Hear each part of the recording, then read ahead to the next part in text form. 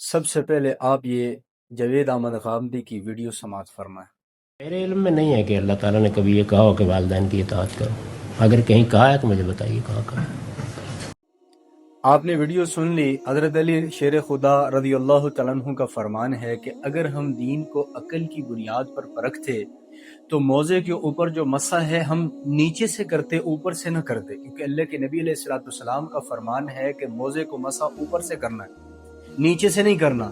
اگر عقل کی بنیاد پر پرکھتے تو موزے کو مسح نیچے سے کرتے، کیونکہ گند وغیرہ لگنا ہے تو موزے کو نیچے سے لگنا ہے، اوپر سے تھوڑی لگنا ہے۔ لیکن ہم نے عقل کی بنیاد پر نہیں پرکھا، کیوں عمل کیا ہے؟ اللہ کے نبی علیہ السلام نے فرمایا، حضور نے جو فرمایا ہے ہم نے بغیر کسی شک اور شکوک و شبہات کے ہم نے اس پر عمل کرنا ہے، کہ اللہ کے نبی علیہ السلام کا فرمان ہے۔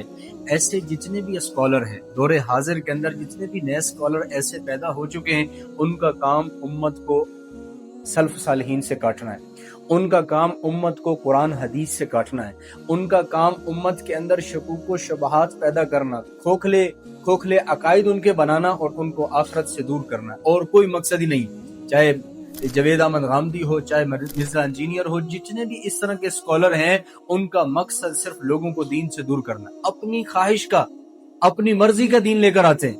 اب قرآن اٹھائیے، الحمد سے لے کے والناس تک کتنے ایسے مقامات ہیں جہاں پر اللہ حکم دے رہے ہیں والدین کی اطاعت کا، کہ والدین کی خدمت کرو، والدین کی اطاعت کرو۔ ایک جگہ پر تو اللہ فرما رہے وَقَضَىٰ رَبُّكَ أَلَّا تَعْبُدُوا إِلَّا إِيَّاهُ وَبِالْوَالِدَيْنِ إِحْسَانًا۔ اللہ کی عبادت کرو، اللہ کی پرستش کرو، اللہ کی بندگی کرو۔ اللہ نے اپنی بندگی کے ساتھ والدین کی خدمت کا ذکر کیا ہے، والدین کی اطاعت کا حکم دیا ہے، کہ والدین کے سامنے وَلَا تَقُل لَّهُمَا أُفٍّ، کہ والدین کے سامنے اف تک نہ۔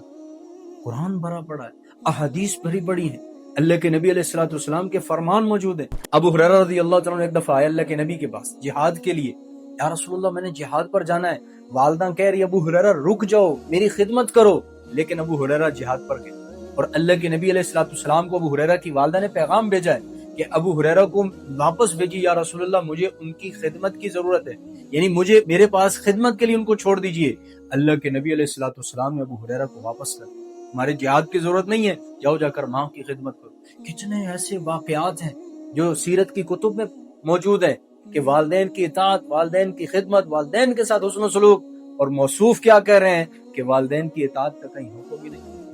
اور اللہ ایک جگہ فرما رہے وَوَصَّيْنَا الْإِنسَانَ بِوَالِدَيْهِ، وصیت کا لفظ دیکھو، آخری جب انسان کی گفتگو ہوتی ہے، جب موت کا وقت ہوتا ہے، اس میں کیا کیا وصیت کی اہمیت، آخری بات ہے، یہ بڑی وزنی بات ہے، اس پر عمل کرنا ہے۔ تو اللہ نے اسی اہمیت کو، اسی بات کو، اپنی بات میں وزن کے لیے وَوَصَّيْنَا الْإِنسَانَ کا لفظ استعمال کیا، وصیت کا لفظ، کہ ہم نے انسان کو وصیت کی ہے۔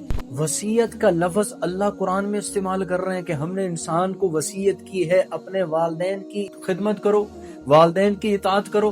اطاعت کا یہ مطلب نہیں ہے کہ تم اپنے والدین کی عبادت شروع کر دو۔ اطاعت کا لفظ جب اللہ اس کے رسول کی طرف آتا ہے تو اس کا مطلب یہ ہوتا ہے ان کی اطاعت کرو، اللہ کے حکموں کو رسول اللہ کے طریقے کے مطابق لے کر چلو، مانو، عمل کرو، نماز پڑھو، اللہ کا حکم ہے، طریقہ کس کا ہو؟ رسول اللہ کا ہو۔